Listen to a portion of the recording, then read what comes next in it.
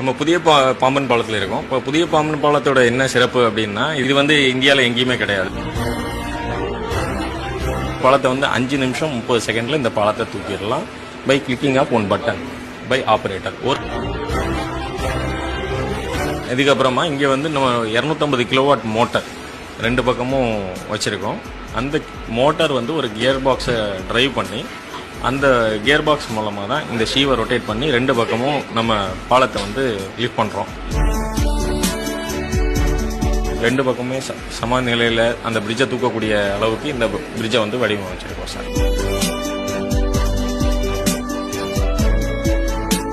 நம்ம புதிய பாம்பன் பாலத்தில் இருக்கோம். இப்போ புதிய பாம்பன் பாலத்தோட என்ன சிறப்பு அப்படின்னா, இது 2.5 கிலோமீட்டர் தூரம்.